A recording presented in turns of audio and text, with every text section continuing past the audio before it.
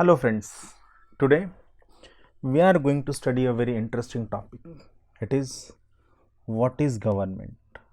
We use this word many a times in a day.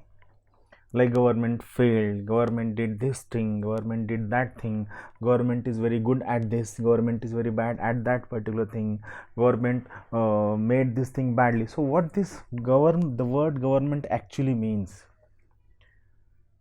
I know many students who are preparing for civil services who have given one or two mains, even they are not aware about the actual definition of government. Why? The same problem. We don't have the habit to internalize the thing.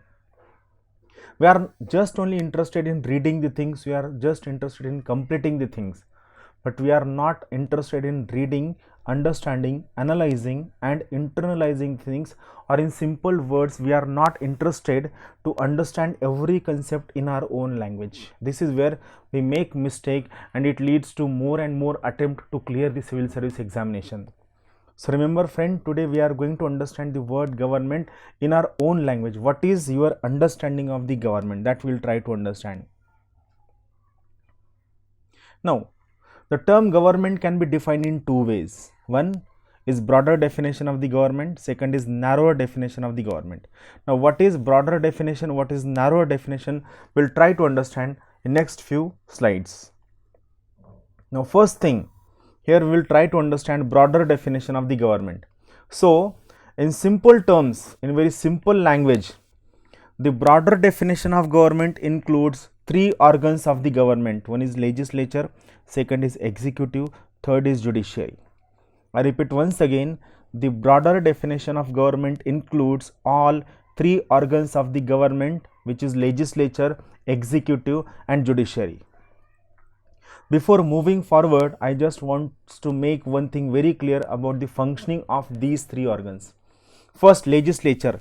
Its main function is to make law. Keep it in mind. The most important function of this legislature is to make laws.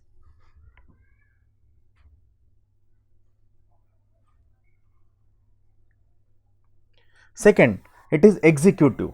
Executive has main function to implement these laws. So, whenever the point comes, remember the main function of legislature is to make laws.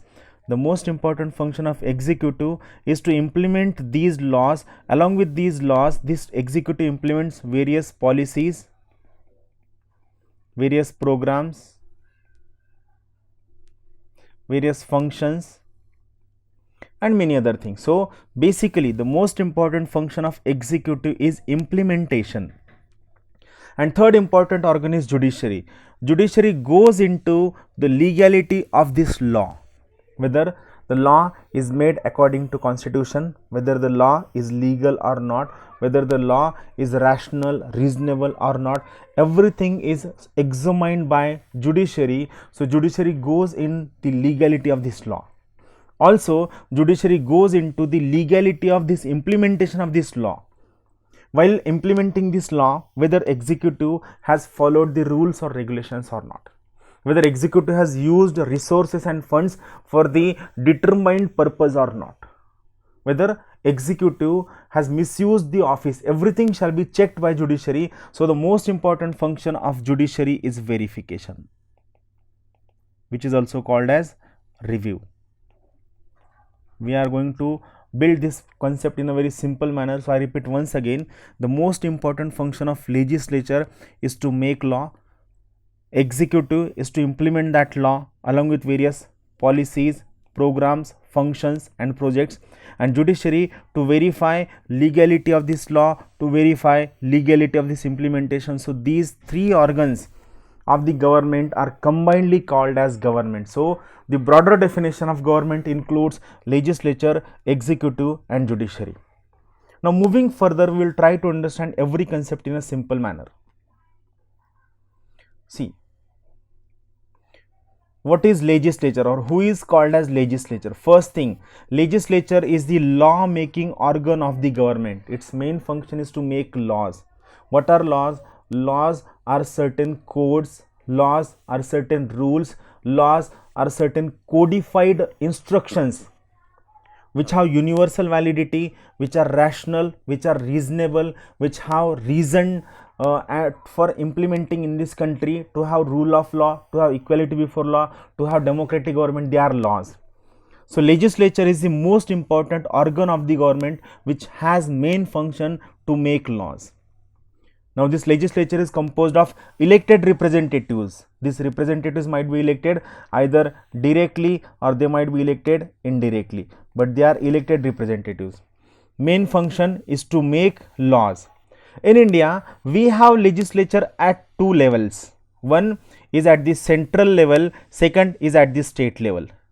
The legislature or the law making institution at the central level is called as parliament, whereas the law making institution at the state level is called as state assembly. It is called as state assembly. In next few lectures we are going to study the topic parliament in detail. Here we are going to have just only a brief introduction of the topic, what is parliament, what is state assembly. Now this is parliament. First thing, parliament is central law making institution. Parliament is legislature. We have bicameral legislature. This is important term. We have bicameral legislature. Means what? It means our legislature is composed of two houses. One is Lok Sabha, second is Rajya Sabha. Lok Sabha is called as House of the People, or it is also called as lower house. Rajya Sabha, it is called as Council of State, or it is also called as upper house. Now the members of Lok Sabha are elected directly by the people based on Article 325 and Article 326. We are going to study these articles in detail during the chapter on election. Whereas members of Rajya Sabha are elected by state MLAs and it is an indirect election. Along with these elections, certain members of the Rajya Sabha are nominated by the president. These members are 12 in number. They are from the area of art, then literature, then science, and last one is social service. Now the members of Lok Sabha are called as members of parliament, whereas members of Rajya Sabha are also called as members of parliament. So remember one thing, members of Lok Sabha as well as members of Rajya Sabha are called as members of parliament. So the common term which is used for the members of parliament or the members of Lok Sabha or the members of Rajya Sabha is MPs. You must have heard this term MP. So they are members of the parliament. So this is central legislature. Just try to remember this thing in a very simple manner. It is central legislature. Its main function is to make laws. Then we have state legislature. In state also, many states have adopted for bicameral legislature, which means a legislature which is composed of two houses is a bicameral legislature. Like in case of state assembly, it is composed of two houses. One is state legislative assembly, second is state legislative council. In case of states, the state legislative assembly is called as lower house, whereas state legislative council is called as upper house. It is elected by people directly, again based on the same two articles. One is Article 325, second is Article 326. Basically 326 is the most important article which talks about universal adult franchise. Article 326, it talks about universal adult franchise. It means every citizen of India who has completed 18 years of age is eligible to vote in the election. The members of state legislative council are elected indirectly by various means. Members of assembly are called as MLAs, that is member of legislative assemblies, whereas members of the council are MLCs, that is members of legislative council. Remember, in case of parliament they are called as members of parliament, whereas in case of state they are called as MLAs and MLCs. MLAs, members of legislative assemblies, and members of legislative council. So it is legislature. Legislature at the central level is parliament, legislature at the state level is state assembly, and these two organs are combinedly called as legislature in case of India. Their main function is to make law within the bounds of the constitution by respecting the word and spirit of the constitution. Now next important point, who is executive? Who are called as executive? Executive means In Hindi it is called as Karyakari. So again we have executive organs at the both center and state. Before moving further, I want to make one thing again very clear. The most important function of executive is implementation. It is implementation. One thing I want to make very clear, just like a few slides back I told you, a legislature is composed of Lok Sabha and Rajya Sabha. It is the functional definition, it is not theoretical definition. Theoretical definition of parliament includes Lok Sabha, Rajya Sabha and President of India. We are going to study that theoretical definition during the chapter on parliament. Here just try to understand functional definition of the parliament or legislature. So legislature is composed of Lok Sabha and Rajya Sabha. Now executive, we have executive organs at the center as well as state. Main function of the executive is implementation of laws made by parliament or laws made by state assembly, implementation of policies, programs and schemes of the government is the most important function of executive. Then who are the executives? So this is very simple diagram of this executive. Executive in case of central executive is composed of, first it is composed of prime minister, second is it is composed of council of ministers, third it is composed of central secretariat, fourth it is composed of cabinet secretariat and fifth it is composed of president of India. So theoretically president of India is part of legislature as well as executive. How it is part of legislature as well as executive we will study during the chapter on president, but here just remember it is the function of president, prime minister, council of ministers and all IAS officers and secretaries who are working under, as well as cabinet secretaries who are working under the ministers to implement the laws made by the parliament. So it is central executive. Prime Minister, President, Council of Minister, Central Secretariat, Cabinet Secretariat. What is meaning of Central Secretariat and what is meaning of Cabinet Secretariat? We will have a separate lecture on these 2 points. What is Central Secretariat and what is Cabinet Secretariat? Now, State Executive. Like Center, we also have State Executive. It is composed of again Governor, Chief Minister, Council of Ministers and State Secretariat. Remember this once again, state executive is composed of governor, chief minister, council of minister and state secretariat. So again the function of state executive is to implement laws at the state level. The function of central executive is to implement laws at the central level. But one common line which should be remembered is the function of executives is to implement laws at central and state level. So the function of executives is implementation. And third one is judiciary.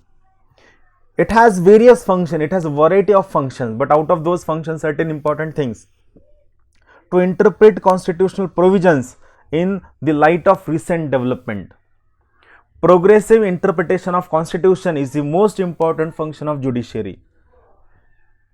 To check, to validate legislative action, to check validity of executive action, means to check validity of ministers and chief minister, and most important thing, it is defender and guarantor of the constitution. So these are the three organs of the government. One is legislature, second is executive and third one is judiciary. So if you go by broader definition of government, legislature, executive and judiciary, these three organs are combinedly called as Government of India. It is broader definition. It is not working definition. It is just only a theoretical definition. But this is the structure of our judiciary. We have lower court, then we have high court and we have Supreme Court. We will be having a separate chapter on judiciary, lower courts, high courts and Supreme Courts. We will deal with those chapters later on.